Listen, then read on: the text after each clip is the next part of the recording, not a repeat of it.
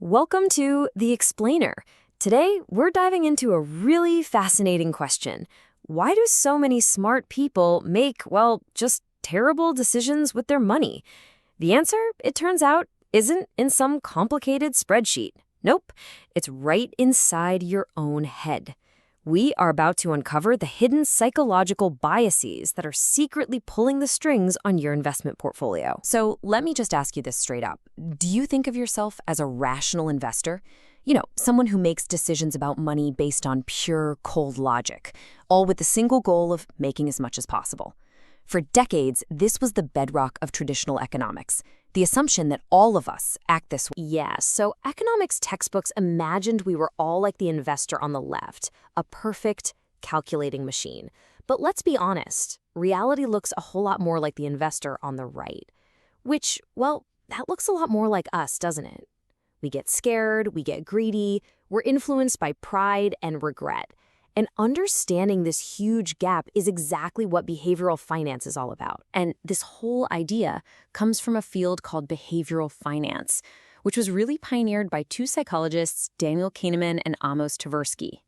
Their big argument was that our financial screw-ups aren't random. Oh no, they are predictable. They're systematic. And this idea was so game-changing that Kahneman, a psychologist, ended up winning the Nobel Prize in economics. That's how big a deal this was. Okay, so here's the real takeaway. Our brains come with these, let's call them glitches, cognitive biases. And if you want to be a better investor, you first have to understand these psychological villains that are working against you from the inside. So let's meet the four main culprits. All right, first up is a big one, overconfidence. And to see it in action, just do a quick, honest check with yourself right now. Compared to every other driver out there on the road, are you an above-average driver, an average driver, or a below-average driver? So what'd you say?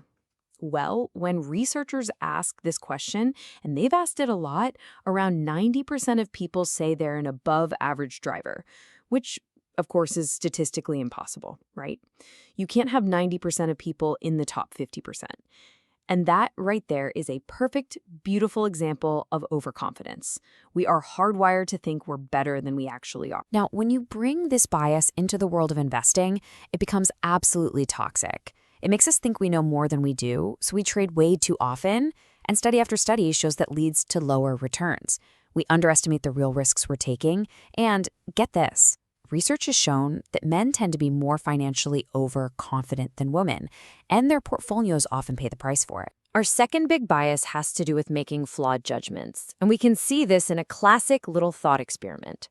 So just take a second and read this quick description of a person named Linda. Okay, now based only on that description you just read, which of these two things is more probable? Is it A, that Linda is a bank teller?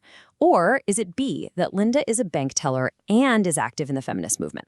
Think about it for a second. Okay, if you picked B, you are in the vast majority. Over 85% of people pick B. But it's the wrong answer. It actually violates the basic laws of probability. I mean, think about it.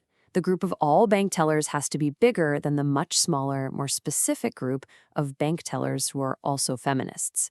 We fall for B because it tells a better story. It feels more representative of the description we just read. Our brains will choose a good story over a probable fact almost every time. Bias number 3 is herding. We're social animals, right? We have this deep, deep instinct to just follow the crowd. In investing, this is what creates those massive speculative bubbles. People start buying something not because it's a good investment, but just because everyone else is buying it. And history is littered with examples, from tulip bulbs in the 1600s to the dot-com bubble to the housing bubble. And this story, it almost never ends well. Okay, for our fourth and final big bias, loss aversion, I want you to consider a simple bet. I flip a fair coin. If it's heads, you win $100. If it's tails, you lose $100. It's a perfectly fair 50-50 deal. So would you take that bet? Most people say no, absolutely not. So why do we turn down a perfectly fair bet? It all comes down to loss aversion. Psychologically, the pain of losing something is way, way more powerful than the pleasure of gaining the exact same thing. In fact, the The original research found that a loss stings about 2.5 times more than a win feels good. What that means is, to get you to risk losing that $100, I'd probably have to offer you a potential win of around $250. That's how much we hate losing. And this fear of loss leads to this other really weird quirk called framing. The way you present a choice can totally flip our decision, even when the outcomes are identical. In this famous experiment, when a choice is framed around saving 200 people, we lock in the sure thing. But when the exact same choice is framed around 400 people will die, we suddenly become gamblers. We'll take a risky bet just to avoid locking in a certain loss. It's the same math, just different words. Now, a totally fair question to ask right now is, okay, fine. So regular people are irrational. But what about the pros? Don't hedge funds and the smart money fix all these mistakes through arbitrage? Well, according to old school economic theory, yes, they should. But behavioral finance shows us it's really not that simple. See, in the real world, trying to bet against an irrational crowd is unbelievably risky. There's that famous saying, the market can remain irrational longer than you can remain solvent. An expensive stock can just keep getting more expensive and you'll go broke before you're ever proven right. In fact, if you look at the dot-com bubble, a lot of the hedge funds didn't fight the mania. They joined it. They just rode the bubble up, hoping they could sell to some greater fool before it all came crashing down. So, after all that, what on earth are you supposed to do? Well, the investment expert Charles Ellis framed it perfectly. He said investing is a loser's game. And what he meant is that it's not won by making brilliant, genius moves. It's won by simply not making stupid mistakes. The battle isn't you against the market. It's you against you. So here is a simple 4-part battle plan to protect you from yourself. Number 1, avoid the herd. Seriously, if your friends, your family, the news, if they're all buzzing about an investment, that's your cue to walk away. 2, stop trading so much. Acknowledge your own overconfidence and, as Warren Buffett says, embrace near sloth-like inaction. 3, if you have to trade, sell your losers. That feeling of loss aversion makes us want to sell our winners to feel good, but it's often smarter to sell the losers and get the tax benefit. And finally, number 4, automate everything. Use those automatic 401k plans. Set up automatic savings. Take yourself and your bad habits out of the equation. And finally, let's just arm you with a quick list of common investor traps. These are the things that you should almost always just say no to. Okay. Be super, super skeptical of these 3 things. 1, IPOs. Here's the deal. By the time a regular person like you or me is offered shares, the smart money has usually already picked it over and decided it's not a great deal.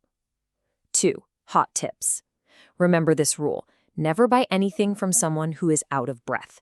If it's a frantic hot tip, just stay away. And 3, foolproof systems.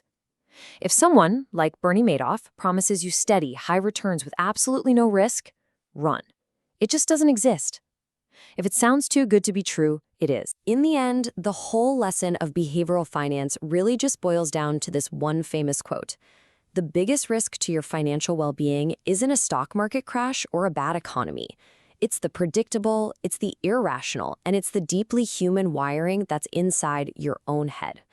So the real question isn't how do you beat the market? The real question is how do you beat yourself?